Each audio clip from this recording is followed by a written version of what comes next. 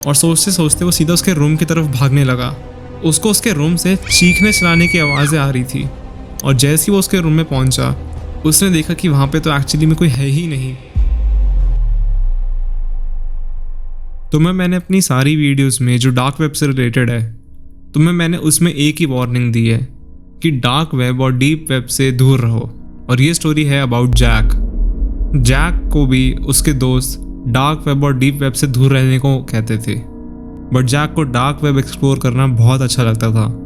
Jack को काफ़ी curiosity रहती थी कि डार्क वेब पर होता क्या एक्चुअली में, क्योंकि जैक ने भी डार्क वेब एक्सप्लोर करना जस्ट शुरू ही किया था कुछ टाइम पहले। जैक को ये बताया गया था कि डार्क वेब पर human experimentations, live killing, Hitman's higher करना और भी ऐसे काफ़ी सारी चीज़ें होती हैं, बट जैक की क्यूरियोसिटी इन चीज़ों से भी काफ़ी ज़्यादा बड़ी थी। तो जैक ने एक दिन डार्क वेब को एक्सप्लोर करने के लिए सोचा। वो एक वेबसाइट पे गया, वहाँ पे उसको कुछ सिक्योरिटी कैंप्स दिख रहे थे। उसमें से कुछ घर खाली थे और कुछ घरों में कुछ एनिमल्स या फिर कुछ लोग भी थे। जैक को वो सब थोड़ा बोरिंग लगा तो उसने वो वेबसाइट छोड़ दी।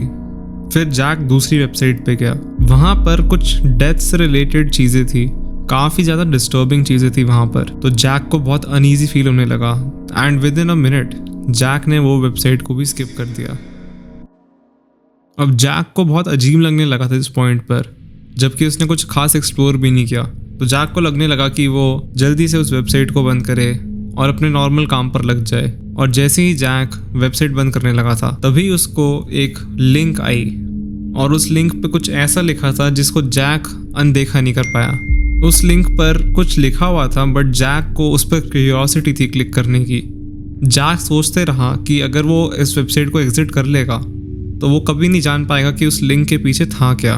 और इसी क्यूरियोसिटी को फ्यूल करने के लिए जैक ने उस वेबसाइट पर क्लिक कर दिया। वो वेबसाइट खुलती है। उस वेबसाइट में हम देख सकते हैं कि एक रूम है जो काफ़ी ज़्यादा डार्क है। वो रूम की दीवारें कुछ ग्रेश कलर में है एंड रूम के ज़मीन पर कुछ डार्क लिक्विड सा गिर रखा है and probably it was either kerosene और इट वाज पेट्रोल। और ये सब थोड़ा बेयरली विजिबल था क्योंकि ये नाइट कैम विजन से रिकॉर्ड हो रहा था।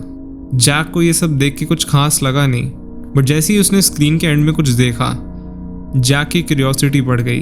उसने देखा कि स्क्रीन के एज पर कुछ मूव हो रहा है। जैसे ही जैक स्क्रीन के पास गया उसको देखा कि किसी का फोरआर्म है और वो मूव कर रहा है और डार्कनेस में कोई इंसान था। वो इंसान धीरे धीरे करके कैमरे के सामने आने की कोशिश कर रहा था बट वो कुछ कह नहीं पा रहा था। जैक थोड़ा अपनी स्क्रीन से पीछे हुआ ताकि वो क्लियर व्यू ले सके और जो उसने देखा तो वो देखकर वो काफ़ी ज़्यादा शॉक में चला गया। जैक ने देखा कि वहाँ पर एक लड़की थी जो बड़ी मुश्किल से खड़े हो पा रही थी और वो रो रही थी, बट उसके रोने की आवाज़ थोड़ी मफल सी हो रही थी। बट क्योंकि उस लड़की ने अपना सर नीचे कर रखा था तो जैक क्लियरली फिगर आउट कर नहीं पा रहा था कि प्रॉब्लम एक्चुअली में है क्या। थोड़ा टाइम बाद उस लड़की ने अपना सर धीरे धीरे उठाना शुरू किया। जैक ने नोटिस किया कि उस लड़की के लिप्स जो हैं उसको बहुत टाइटली धागे से सीव कर रखा है एंड इस चक्कर में उसके पूरे लिप्स और पूरी चिन खून से भरी हुई थी और वो खून उसकी टी शर्ट तक पहुंच के उसकी पूरी टी शर्ट को रेड कर चुकी थी। जैक इस चीज़ को देख के काफ़ी ज़्यादा हॉरिफाई हो गया था इस पॉइंट पर और उसको समझ नहीं आ रहा था कि ये होक्स है कि ये सही बात है। और बिना कुछ सोचे समझे जैक जल्दी से अपने बाथरूम में गया और उसने वॉमिट करना शुरू कर दिया। इस पॉइंट पर जैक की हालत बहुत ज़्यादा ख़राब हो चुकी थी एंड उसको कुछ समझ नहीं आ रहा था कि एक्चुअली में हो क्या रहा है। उसको एक आइडिया आया। उसको लगा कि उसके पास वेबसाइट तो है ही, तो वो क्यों ना उस वेबसाइट की लिंक को कॉपी कर ले एंड उसको कॉपी करके सीधा पुलिस को भेज दे। ये सोचते ही सोचते जैक ने सोचा कि वो अपने घर से बाहर जाकर ही पुलिस को कॉल करेगा और जैसे ही वो अपने डोर के नॉब पर पहुंचा तभी उसका फ़ोन बजता है। फ़ोन पर जैक का दोस्त होता है जिसका नाम टॉम था। जैक ने फ़ोन उठाते ही अपनी सारी प्रॉब्लम्स एक बाय एक करके बताना शुरू कर दिया। पहले तो टॉम थोड़ा सा केयरिंग हो रहा था, थोड़ा सा कंसर्न था, बट जैसे ही टॉम को पता चला कि जैक ने डार्क वेब को विज़िट किया है तब टॉम थोड़ा गुस्से में आ गया। टॉम ने बोला कि मैंने तुम्हें मना किया था from visiting dark web, but तुमने फिर से डार्क वेब को विज़िट करा, which was not good. And Tom ने इस चीज़ के कॉन्सिक्वेंसेस भी जैक को बहुत अच्छे तरीके से समझाए और जैक इस पॉइंट पर बोल रहा था कि उसको पुलिस को कंप्लेंट करनी है, बट टॉम काफ़ी ज़्यादा गुस्से में था एंड उसने कहा कि ये सब नकली हो सकता है, तो तुम उस वेबसाइट को बंद करके और थोड़ा फ्री होके बाहर एक चक्कर लगा के आओ ताकि तुम्हारा माइंड फ्रेश हो सके। जैक ने आर्ग्यूमेंट को ख़त्म करना ठीक समझा। जैक ने अपना फ़ोन कट कर दिया। उसने सोचा कि शायद से वो सब फेक ही होगा। जैक ने फिर सोचा कि वो क्यों ना बाहर जाके एक राउंड मारे, शायद उसका माइंड फ्रेश हो जाए। इसीलिए जैक ने अपना रेनकोट पहना और अब वो अपने घर से बाहर निकल गया। जैक अब घर से बाहर निकल के थोड़ा फ्रेश फील हो रहा था, तो अब उसको ठीक लग रहा था एंड अब जैक अपने घर वापस पहुंच रहा था। जैसे ही जैक अपने घर वापस पहुंचा, उसने देखा कि उसका जो बैक डोर है वो खुला हुआ है और जैक इस चीज़ को देख के बहुत ज़्यादा घबरा गया, क्योंकि आज तक जैक ने कभी अपना बैक डोर यूज़ ही नहीं किया, तो उसका खुलने का तक का तो सवाल ही नहीं बनता। इस चीज़ को देख के जैक बहुत ज़्यादा घबरा चुका था। उसने पुलिस को कॉल करने की सोची, बट उससे पहले उसने सोचा कि वो टॉम को कॉल कर दे। जैसे ही उसने टॉम को कॉल करने के लिए अपना फ़ोन खोला, उसने ये नोटिस किया कि ऑलरेडी उसके फ़ोन से 4 बार टॉम को कॉल जा रखी है। इस चीज़ को देख के वो काफ़ी ज़्यादा कंफ्यूज्ड हो गया। उसको याद आया कि उसने तो टॉम को कॉल किया ही नहीं, फिर भला ये कॉल किसने किया।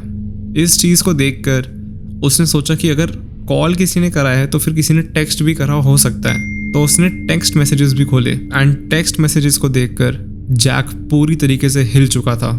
जैक ने ये देखा कि किसी ने उसके फ़ोन को टैप करके उसके दोस्त टॉम को कुछ मैसेजेस भेज रखे हैं और उन मैसेजेस में ये लिखा था कि I am feeling scared, please keep your back door open because I will come at your home at night, thanks. And आगे से टॉम का रिप्लाई आया था, you lost the keys again, I will keep the keys under the mat, good night. इस चीज़ को देखकर Jack समझ चुका था कि होने क्या वाला है।